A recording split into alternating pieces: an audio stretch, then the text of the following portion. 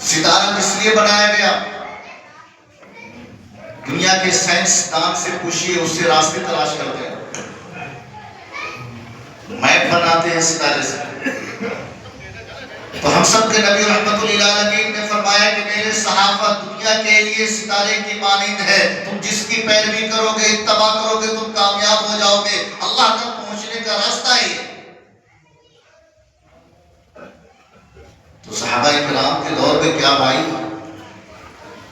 اس کی تاریخ نہیں تھا، شمسی تاریخ کا وجود نہیں تھا، انگریزی مہینہ نہیں آیا کرتا تھا؟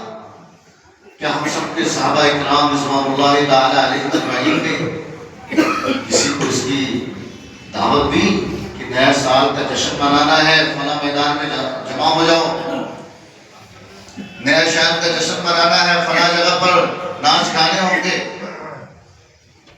وہاں پر سارے کے سارے مسلمان حاضر ہو جائیں، ایسا کچھ تھا؟ لیکن اس کا برعکس یہود و نصارہ کیا کرتے تھے، اپنے تہوار میں وہ لوگ جشن اور نئے نئے ترکیبیں سے ناچ گانے کیا کرتے تھے۔ اس کے خلاف اللہ سبحانہ و تعالیٰ نے ہم تمام کے لیے خوشی کا دن قرار دیا عید اور بقرعید، اور اس میں بھی اپنی عبادت کو رکھا کہ تمہاری جو خوشی ہے میری عبادت ہے۔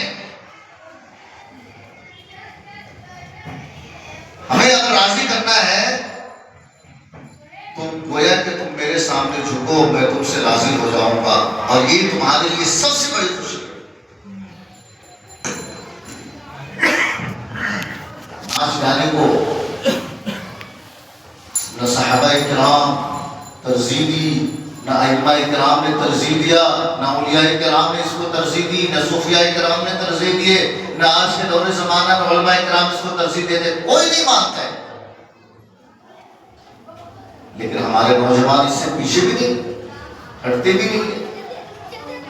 جشن منانے کے لیے اگر نیو مارکیٹ جانا پڑے تو رات بھر جاگنا ہے تو وہاں پہنچ جائیں گے۔ جشن منانے کے لیے اگر کہیں پر کوئی اسٹار آ رہا ہے تو جتنا مہنگا ٹکٹ ملے وہاں پہنچ جائیں گے۔ لیکن کہیں کسی جگہ پر عالم علماء کا اجلاس ہو رہا ہے، وہاں پر سیرت کی تقریر ہوگی، اصلاحی بیان ہوں گے، وہاں پر ہم نہیں جائیں گے۔ کیوں؟ اس لیے وہاں پر تو سنیں ہمارے دل کی دھلائی ہوگی، مزہ نہیں آئے گا، اور وہاں پر ہمیں انجوائے ملے گا۔ یہ دنیا کی زندگی کا انجوائے کے لیے ہم تمام اپنے وقت کو ضائع کر رہے ہیں اور ان کی صف میں کھڑے ہو رہے ہیں جس کے بارے میں اللہ کے نبی نے لعنت فرمایا۔ آج کے دور زمانہ کا سب سے بڑا فتنہ ہے فتنہ جدال۔ حدیث میں آیا ہے الفتنة اشد من القتل، فتنہ جو ہے قتل سے بھی بڑا برا ہے، قتل سے بھی بڑا برا۔ کیوں فرمایا اللہ کے نبی صلی اللہ علیہ وسلم نے کہ اگر کوئی فتنہ جنم لیتا ہے، اگر انسان کسی کو کوئی قتل کرے گا تو ایک آدمی کو مارے گا، اس کا گناہ اس کو ہوگا، لیکن اگر کوئی فتنہ جنم لیتا ہے تو لاکھوں لوگ اس فتنہ میں شامل ہوتے ہیں، کتنے کا ایمان اور گھر اور پریوار برباد ہو جاتا ہے، کوئی اس کا اندازہ نہیں لگا سکتا۔ مغربی تہذیب کا یہ نیا دور کا نیا فتنہ ہے، اس سے تمام مسلمانوں کو بچنا چاہیے۔ اپنے اسلامک اعتبار سے اپنا حلیہ ہو، اپنا لباس ہو، اپنا وضع پتہ ہو، اپنا ہر چیز ہو۔ اگر ہمارے ماں اور بہنیں پردے پر خاص خیال رکھیں گے، ہمارے ماں اور بہنیں گھروں کے اندر اللہ کے رسول کی طریقے پر زندگی گزاریں گے تو کبھی بھی غیر محرم کا اس کے اوپر نظر تو نہیں پڑے گا، ہاتھ نہیں اٹھائیں گے، انگلیاں نہیں اٹھائیں۔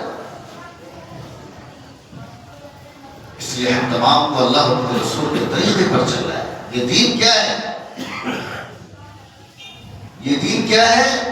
دعوت اللہ ہے، خود بھی اس دین کے اوپر جمنا ہے، چلنا ہے، اور لوگوں کو بھی دعوت دینی ہے۔ کنتم خیر امۃ اخرجت للناس تأمرون بالمعروف وتنہون عن المنکر وتؤمنون باللہ۔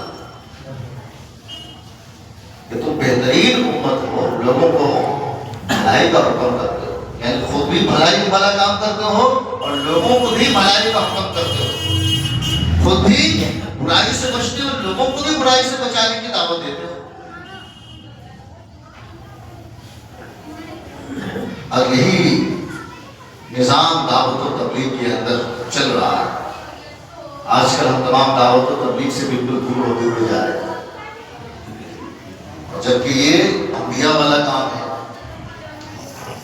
صحابہ کرام رضوان اللہ تعالی علیہم اجمعین 1.25 لاکھ کے قریب تھے،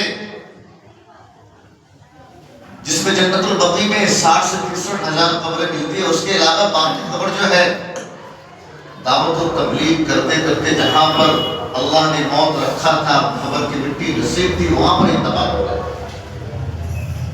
لیکن اللہ کے راستے میں نہیں تھے۔ اس کے بعد اس دین کو اللہ کو پھیلانا تھا۔ صحابہ کرام کے بعد ائمہ کرام کا دور زمانہ آیا۔ ائمہ کرام میں کون کون تھے؟